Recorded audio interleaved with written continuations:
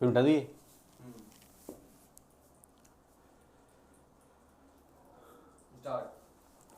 सभी विद्यार्थियों का government.vlogs यूट्यूब चैनल पर हार्दिक अभिनंदन और good morning all of you. आज हम पढ़ेंगे कक्षा 9th की साइंस में भौतिक विज्ञान का चैप्टर नंबर 10 और जिसमें आज अध्ययन करेंगे आर्किमिडीज का सिद्धांत। आर्किमिडीज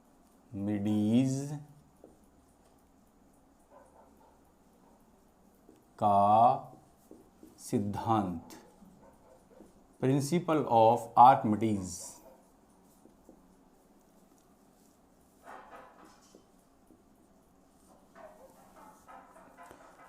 प्यारे विद्यार्थियों,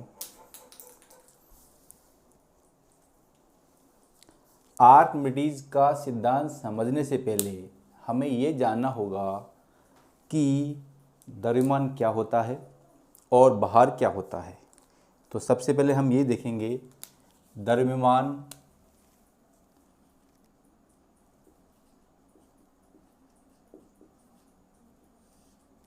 जिसे अंग्रेजी में कहते हैं मास, और दूसरा है भार जिसे अंग्रेजी में कहते हैं WEIGHT, वेट।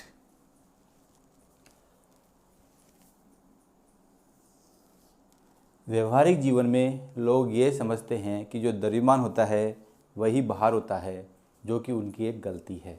द्रव्यमान एक अलग चीज़ है, भार एक अलग चीज़ है। तो नंबर 1 में आपका लिखता हूँ, इसमें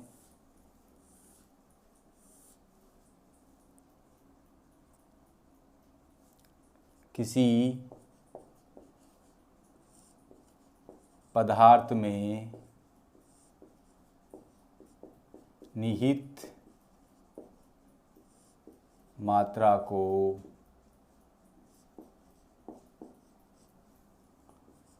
द्रव्यमान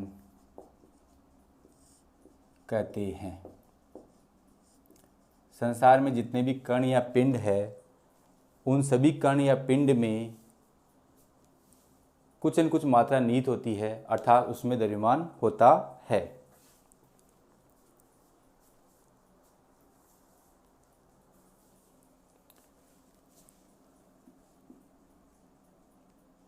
भार वह बल है जो पृथ्वी अपनी ओर खींचती है, जो पृथ्वी अपनी ओर आकर्षित करती है। भार एक बल होता है। भार वह बल है जो पृथ्वी अपनी ओर आकर्षित करती है। भार वह बल है जो पृथ्वी एक वस्तु को, यहाँ थोड़ा सा मैं लिख देता हूँ, जो पृथ्वी एक वस्तु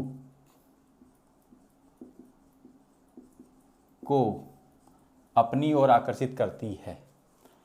माना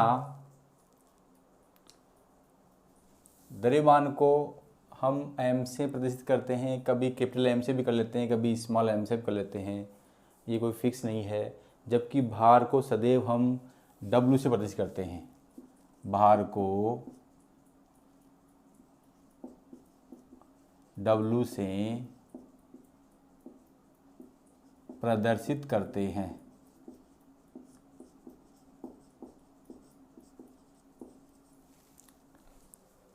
इसे स्मॉल m या कैपिटल M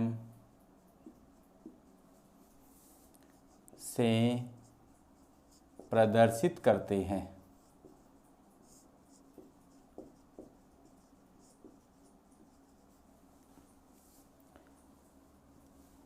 अब देखो, भार एक बल है और बल न्यूटन की गति के द्वितीय नियम जानते हैं। न्यूटन की गति के द्वितीय नियम से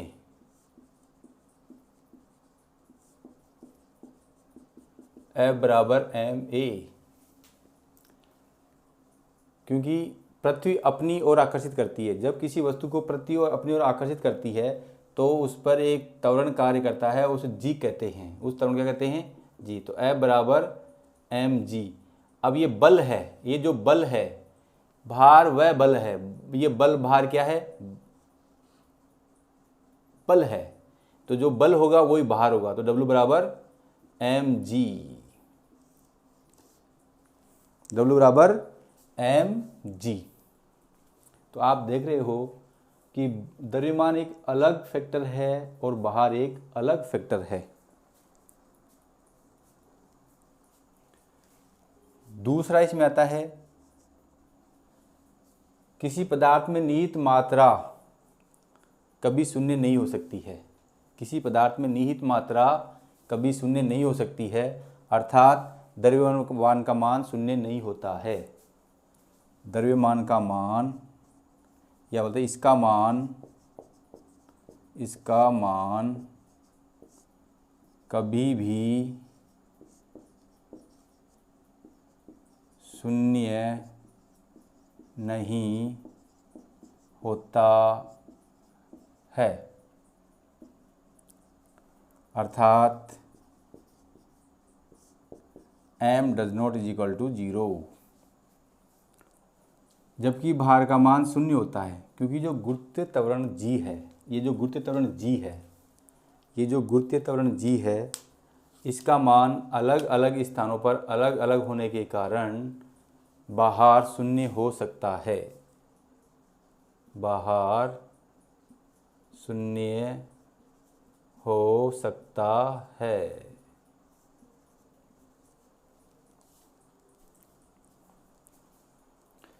तीसरा पॉइंट, अब आप इसका स्क्रीनशॉट ले सकते हैं।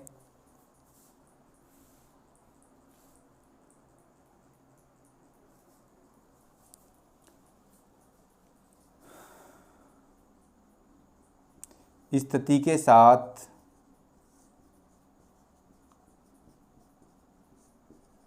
द्रव्यमान नहीं बदलता है।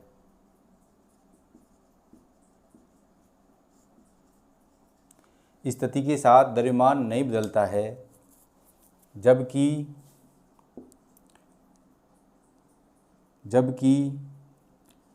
बाहर बदल जाता है। उदाहरण के लिए हम जानते हैं कि वस्तु का चंद्रमा पर भार पृथ्वी के भार का वस्तु का पृथ्वी पर भार, वस्तु का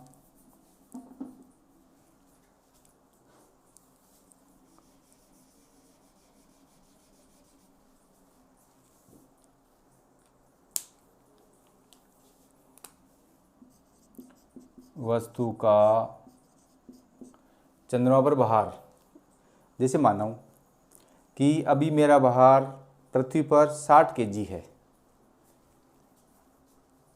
तो चंद्रमा पर कितना हो जाएगा? 1/6 × 60 बराबर 10 kg। अर्थात जो किसी व्यक्ति वस्तु का भार पृथ्वी पर है, उसका 1/6 गुणा भार चंद्रमा पर होगा। अतः हम कह सकते हैं कि स्थिति के साथ द्रव्यमान नहीं बदलता है, परंतु स्थिति के साथ भार बदल जाता है। पृथ्वी पर वस्तु का भार कुछ होगा, चंद्रमा पर भार कुछ होगा, ग्रह पर भार कुछ होगा।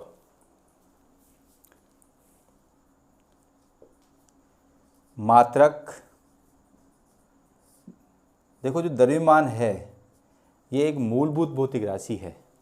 द्रव्यमान क्या है? एक मूलभूत भौतिक राशि है जिसका मात्रक kg होता है, इसका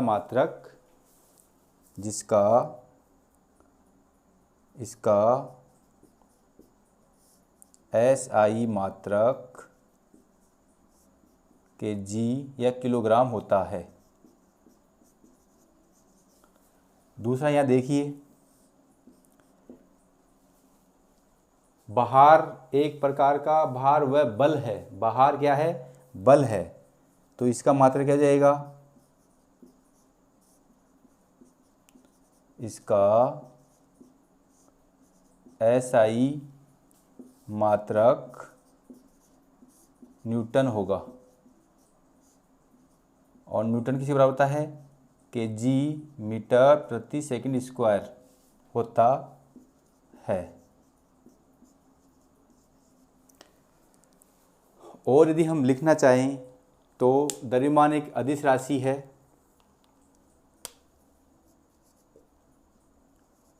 द्रव्यमान एक अदिश राशि है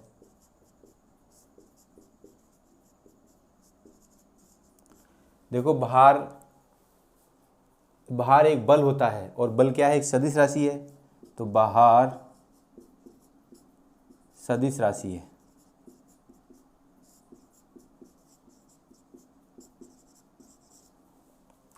अब आप इसका स्क्रीनशॉट ले सकते हैं।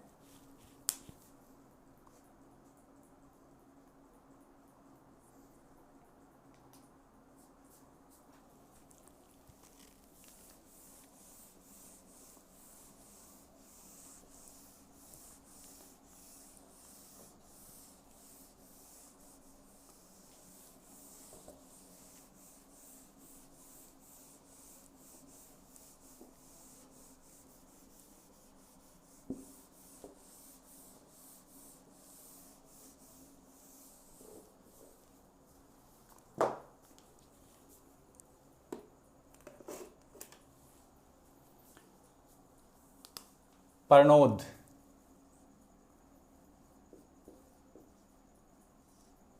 और दूसरा है दाब। इसको बोलते हैं थ्रस्ट, THRUST, थ्रस्ट। और ये होता है प्रेशर, PRESSURE, प्रेशर। प्रणोद क्या होता है? ये भी एक बल होता है जो किसी वस्तु के लंबवत लगता है।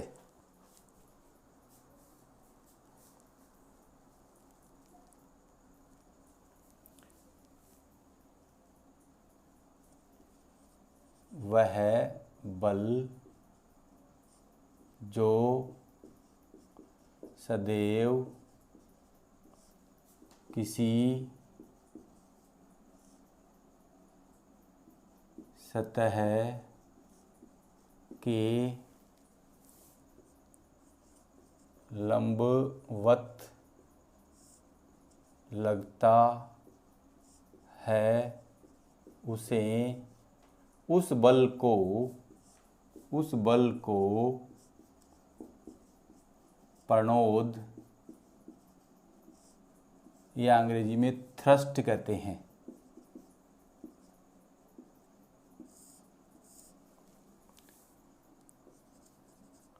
वह बल जो सदैव पृष्ठ के लंबवत लगता है, उस बल को हम प्रणोद कहते हैं।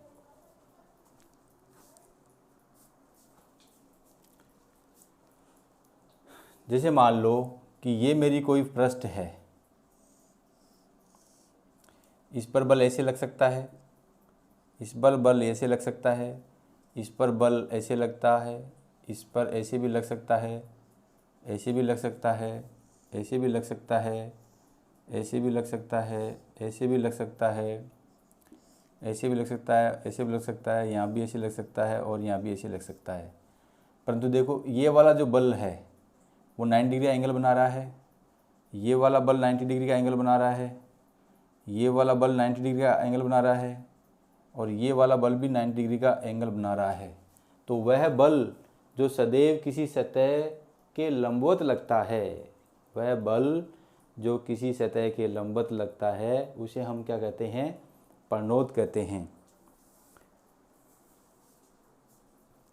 और दूसरा यहाँ जाइए, जो बल सतह के लंबवत लगता है उसके प्रभाव को दाब कहते हैं। जो बल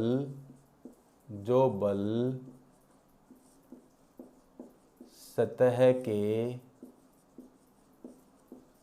लंबवत लगता है उसके प्रभाव को दाब कहते हैं। और दाब बराबर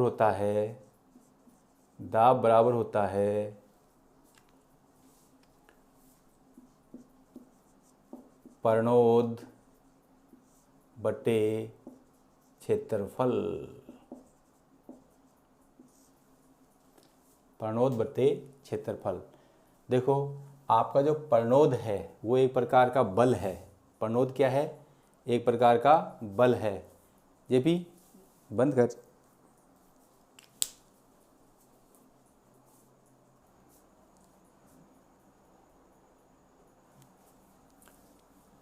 तो ये तो हो गई प्रणोद की पहली बात, और इधर दाब की पहली बात, या हो गई परिभाषा। दूसरा, प्रणोद का मात्रक।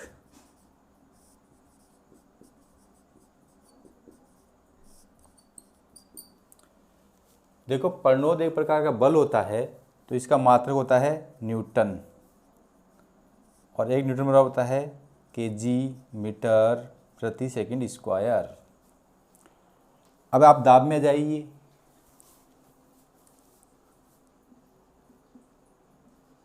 दाब का मात्रक बराबर प्रणोद का मात्रक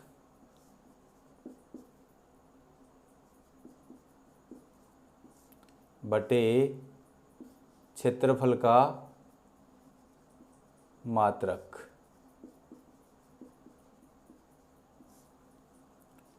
प्रणोद का मात्रक कितना होता है? न्यूटन,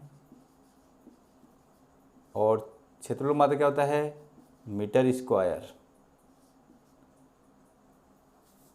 और न्यूटन प्रति मीटर स्क्वायर को पास्कल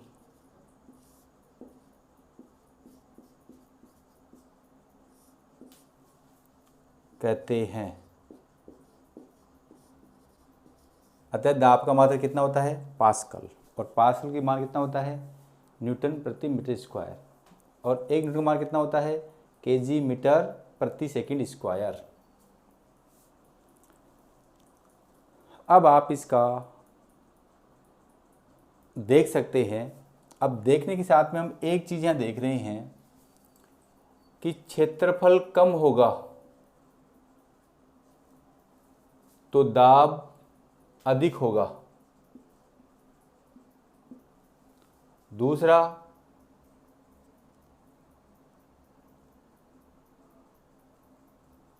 क्षेत्रफल कम होगा तो दाब अधिक होगा।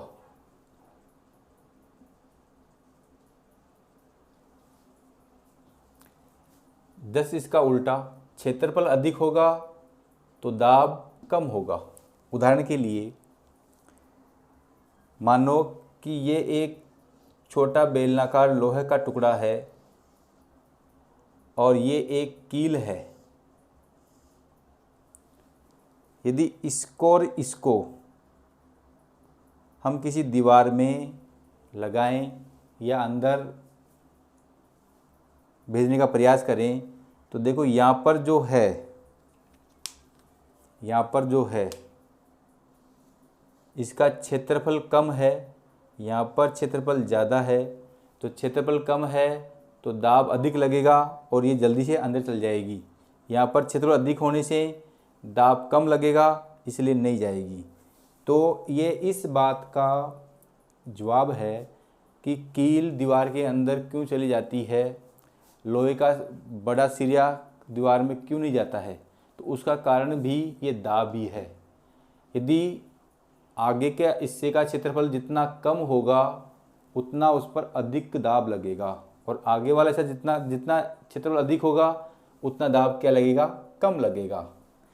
तो क्षेत्रफल कम होने से जो कील होती है वो दीवार में आसानी चल जाती है, और जो और बड़े पदार्थ होते हैं जो क्षेत्रफल अधिक होने से दाब कम लगता है, इसलिए वो कम अंदर जा पाती हैं। अब आप इसका स्क्रीनशॉट ले सकते हैं।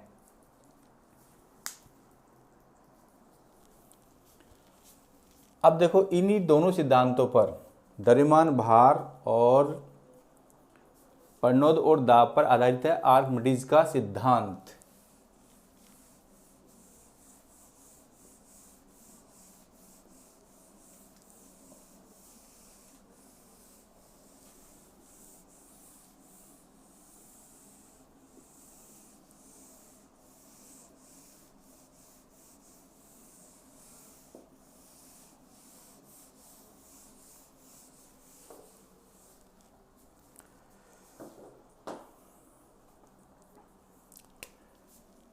मान लेते हैं कि ये कोई स्प्रिंग है। इस स्प्रिंग से एक 10 केजी की वस्तु लटकी हुई है, या 10 केजी द्रव्यमान की वस्तु लटकी हुई है, यानी इसका वेट है 10 है, और इस स्प्रिंग को हमने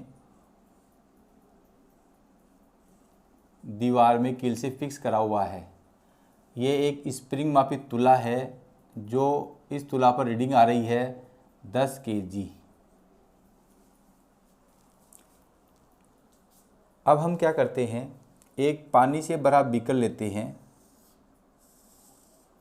एक पानी से भरा बीकर लेते हैं। ये जो बीकर है पानी से पूरा भरा हुआ है।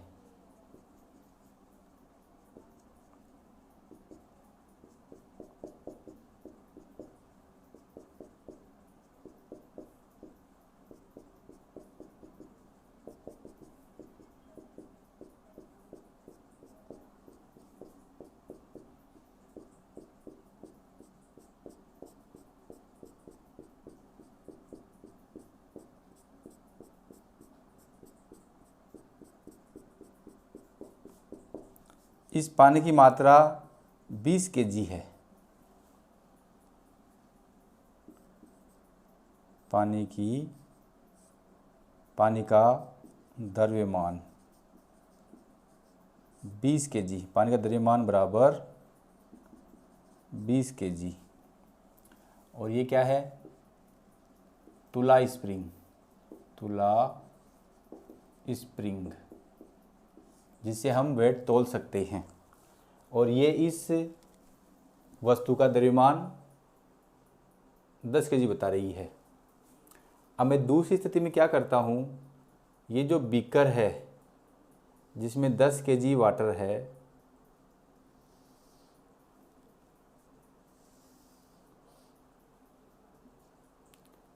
यहाँ पर इसके एक पानी का निकास लगा हुआ है।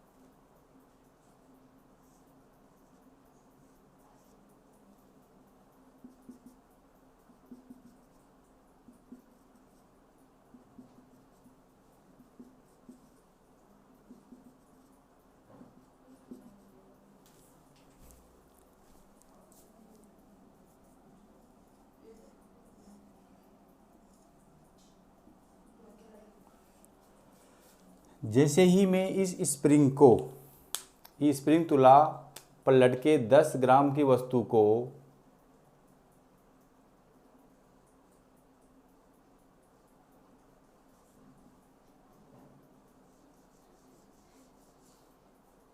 इसके अंदर डालता हूँ जिसका वज़न 10 केजी है और पानी का वज़न 20 केजी है। अब मैं इसको यहाँ से हटा देता हूँ, तो यहाँ एक दूसरा बीकर रखा हुआ है।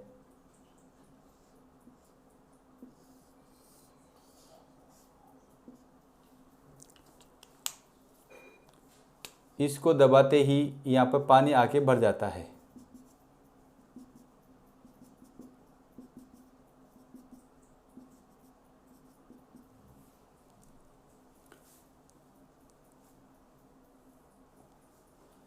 फिर मैं इस तुला को बाहर निकालता हूँ।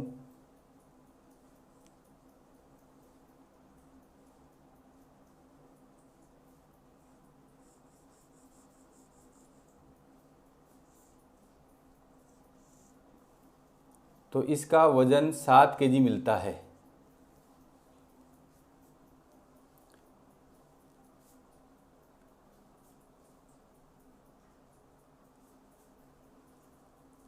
और जब मैं इस पानी को नापता हूँ, पानी का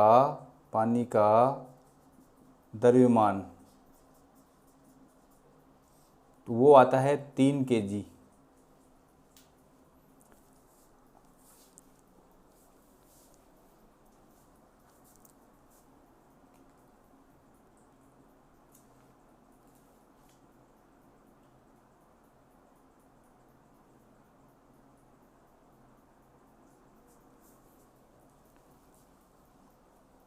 और ये जो स्प्रिंग है वो भी अपना वज़न 7 केजी दिखाती है यहाँ पर। आप देखो, जब पुराने ज़माने में हम कुओं से या बावड़ियों से पानी निकालते हैं, तो जब बाल्टी पानी के अंदर होती थी तो रस्सी में कम बल लगता था। जैसे बाल्टी बाहर आती थी, रस्सी में ज़्यादा बल लगता था और ज़्यादा जोर लगता था। तो वो स्थिति यह है, जब किसी वस्तु या पिंड को आंशिक रूप से या पूर्ण रूप से पानी में डुबोया जाता है। जब किसी वस्तु को तुला स्प्रिंग की सहायता से पानी में आंशिक रूप से या पूर्ण रूप से डुबाया जाता है, तो स्प्रिंग तुला पर वस्तु का वजन 7 केजी नज़र आता है। और जब बाहर निकले हुए पानी का वज़न नापते हैं तो उसका पानी का द्रव्यमान भी 3 केजी आता है। जितना द्रव्यमान में कमी हुई है, बाहर पानी का द्रव्यमान भी उतना ही है।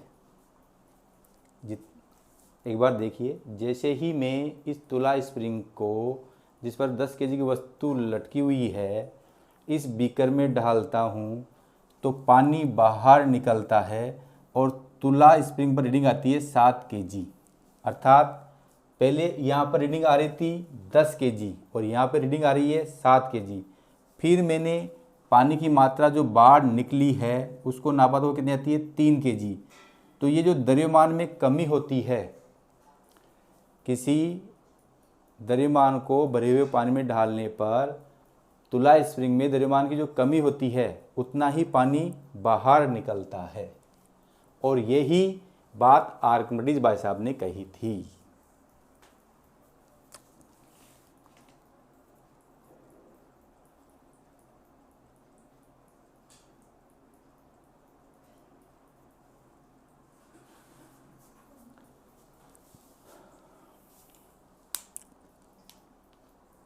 तो लिख लीजिए, जब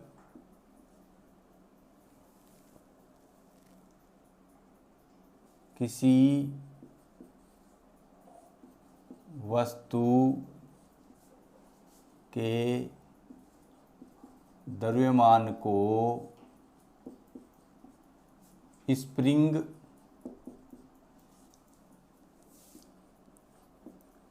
तुला के साथ भरे बीकर में आंशिक रूप से या पूर्णतः रूप से डुबोया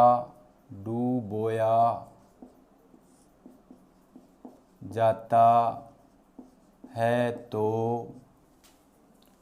डूबा जाता है तो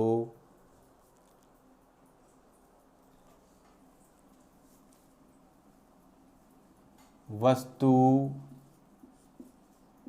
का द्रव्यमान स्प्रिंग तुला पर कम हो जाता है। जब किसी वस्तु के द्रव्यमान को स्प्रिंग तुला के साथ भरे बीकर में आंशिक रूप से या पूर्णतः रूप में डुबोया जाता है तो वस्तु का द्रव्यमान स्प्रिंग तुला पर कम हो जाता है।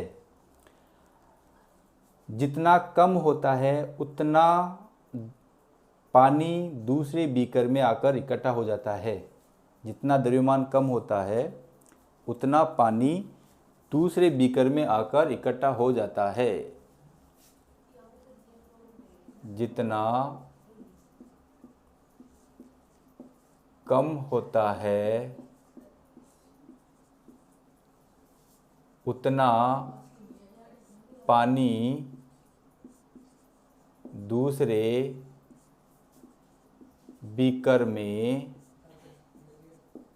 विस्थापित हो जाता है।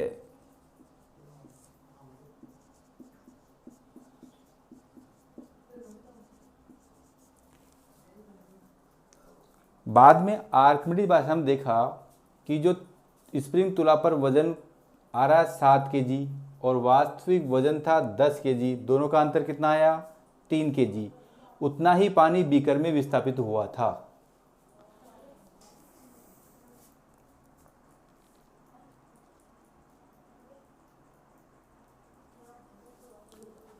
अब इससे निष्कर्ष क्या निकलता है? निष्कर्ष इसमें ये निकलता है, निष्कर्ष आर्किमिडीज का निष्कर्ष, जितना पानी दूसरे बीकर में विस्थापित होता है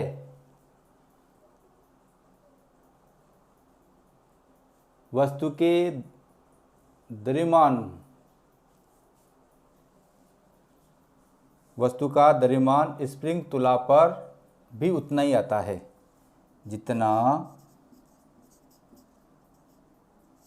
जितना पानी बाहर विस्थापित होता है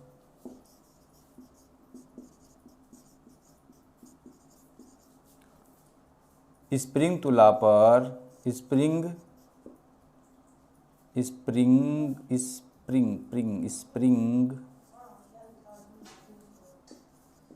तुला पर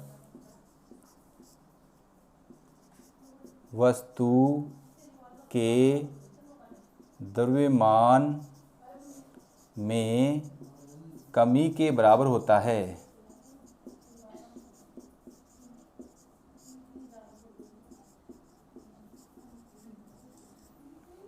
जितना पानी बाहर विस्थापित होता है स्प्रिंग तुला पर वस्तु के द्रव्यमान में कमी के बराबर होता है।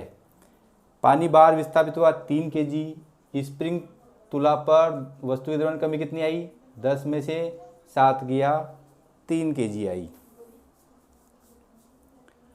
तो ये था आर्किमिडीज भाई साहब का सिद्धांत। मैं एक बार इसको पुनः रिवाइज कर रहा हूँ। जब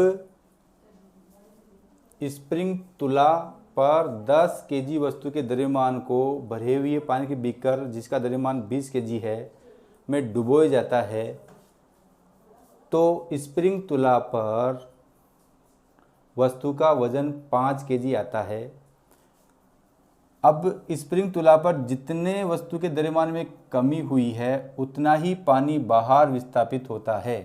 तो द्रव्यमान में कमी स्प्रिंग तुला पर वस्तु के द्रव्यमान के कमी के बराबर होती है और यही आर्किमिडीज का सिद्धांत है। तो डियर स्टूडेंट्स, आपने आज देखा द्रव्यमान और भार दोनों अलग अलग फैक्टर हैं। फिर हमने देखा प्रणोद और दाब दोनों अलग अलग फैक्टर हैं। फिर हमने देखा आर्किमिडीज का सिद्धांत। तो आर्किमिडीज भाई साहब ने जो स्प्रिंग पर जो द्रव्यमान की कमी आई है वो विस्थापित पानी के बराबर होती है, और यही आर्किमिडीज सिद्धांत है। तो dear students, like, comments and subscribe now.